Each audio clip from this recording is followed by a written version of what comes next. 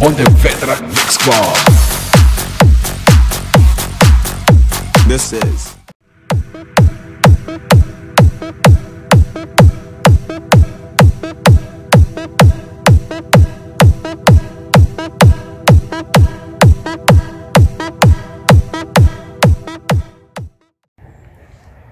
Yun. Welcome back to my channel mga katambay. Kayo nanonood ngayon sa tambayan ni John Tech TV, Katambay TV. Ayun, at meron tayo ngayong induction na cooker. Ayan, meron siyang issue. Ayun, meron siyang issue. Sasaksak natin siya. Meron siyang issue.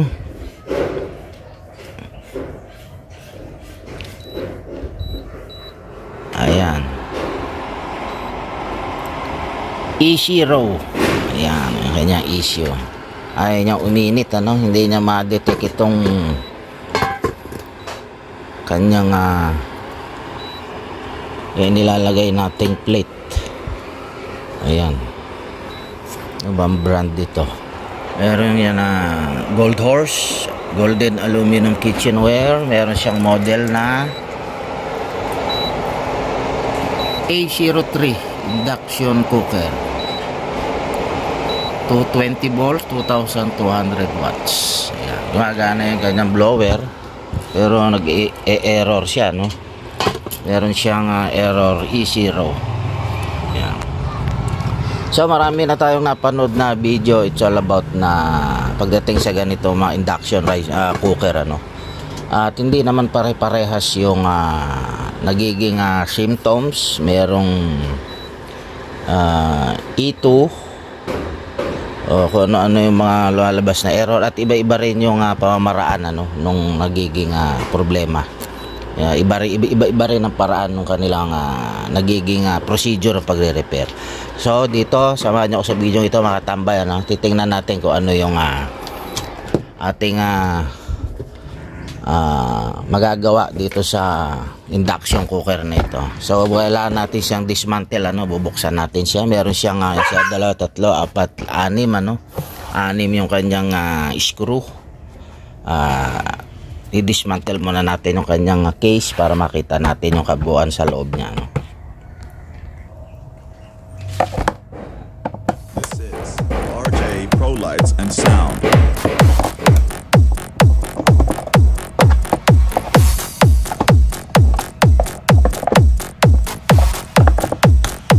Pontevedra Mix Club. This is RJ Pro Lights and Sound.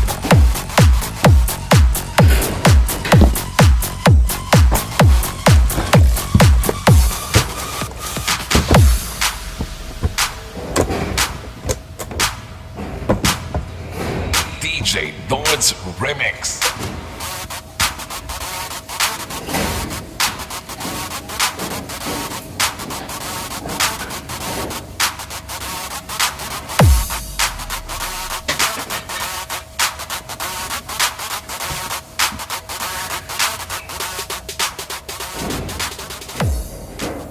So marami tayong nakitang ayan, dami niyang dumi sa loob. Ayan, inahayan siya ng mga ipis. I-check natin yung kanyang board. Kailangan baklasin natin itong kanyang coil.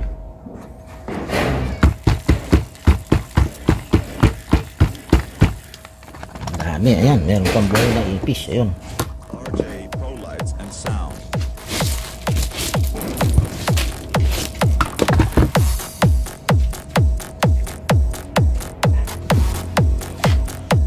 Pontevedra Mix Club. This is RJ Pro Lights and Sound.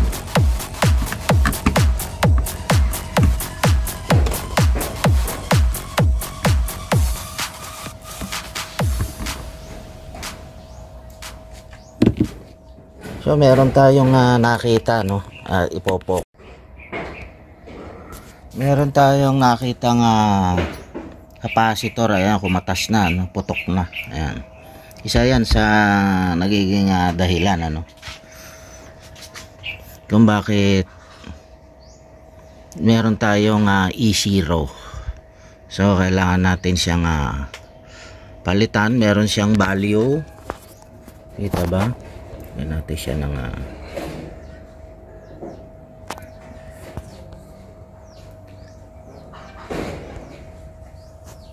kita. Hindi gaano, nagre-reflect patayin natin yung ilaw. Ayan, meron siyang 400 volt 4 microfarad ano. Ayan, ito 400 volt 4 UF.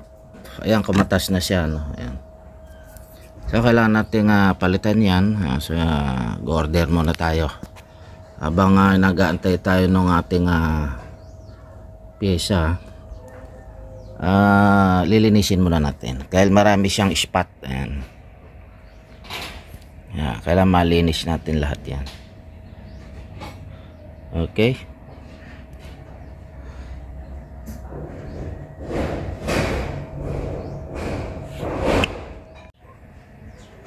so dito sa ating troubleshoot, totally halos sa kalahati ng kanyang mga resistor, kinalawang ano, tsaka transistor. Meron tayong 51R, tapos transistor na mga kinalawang 8050, S8050 yan, 8550. Meron tayong 100K, ayan, tanggal, kinalawang na yung mga paa. Ayan o. Meron tayong 51 ohms. Meron tayong 3K. Meron tayong 1K. Ayan, papalitan lahat yan. 120 ohms. Ayan, tanggal din. Kinalawang na. So, pagtsatsagaan natin siya. Tsaka yung kanyang capacitor. Putok na yan. So, replace natin yan. Meron pa rito, ano, 4.7. 4.7K, papalitan na rin natin lahat yan. RJ Pro Lights and Sound.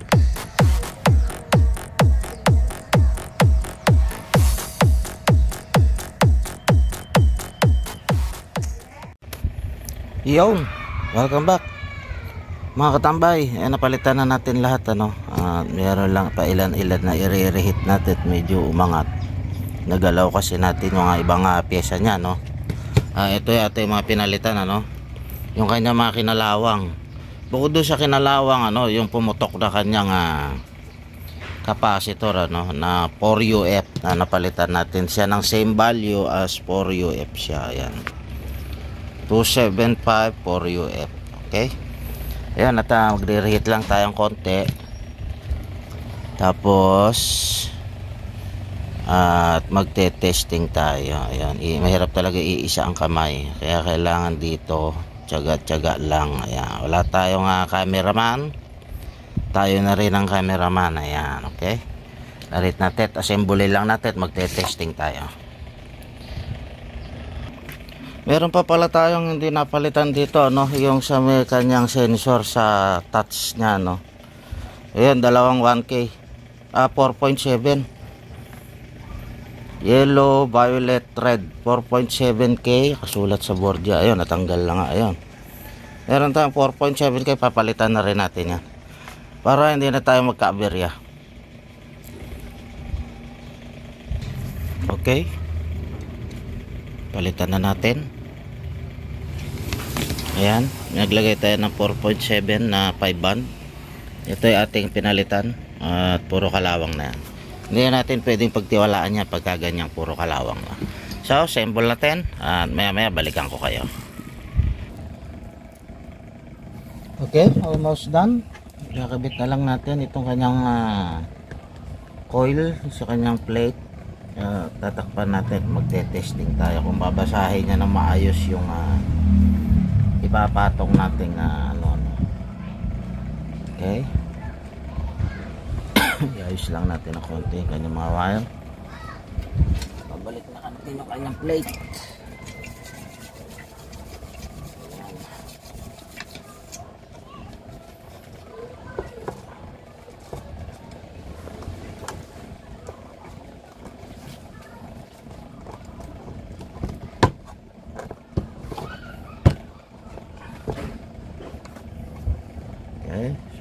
natin siyang i-power test kung magiging okay siya. Meron tayo saksakan natin dito, ating saksakan. Ayan, tingnan natin kung mag-error pa siya.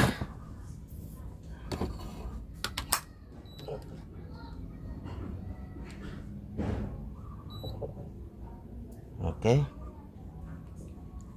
wala na, wala na yung kanyang error, naka-standby siya. So kailangan natin ilagay itong kanyang lalagyan. Lalagyan natin ng konting tubig. Okay, subukan natin itatong kung ang kanyang babasahin. Tapos punta tayo dito sa harap. Yan, i-on natin siya. Okay, subukan natin. Ayan na. Kumulo na agad yung atin nilagay na tubig. Binasa na niya. Kaya umuusok na. Hindi lang natin pwede idikit yung ating cellphone na masyado. Kasi bawal na bawal siya. Sa cellphone ito mga induction, hindi pwedeng ilapit. Ayun lang natin sa 500. Yan. Ayan, kumukulo na yung ating nawala na yung kanyang error. So yun lang, may mga kinalaman. Pwede na natin siyang i-off. Okay, on. Tapos set uli natin siya 500 lang. Stew fire. Ayan, naka stew fire siya. Ayan, kumukulo na yung ating tubig. Okay, nasolusyonan natin na maayos yung problema ng induction cooker na ito. Ayun, kita-kita tayo sa susunod nating video mga katambay. Sana nakatulong yung mixing natin na ito, video natin na ito.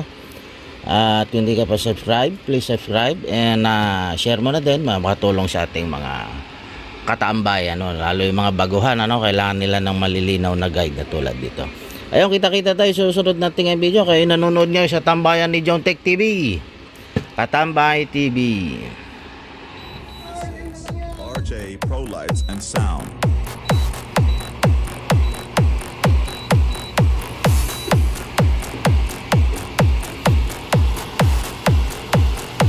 On the veteran Squad. This is RJ Pro Lights and Sound.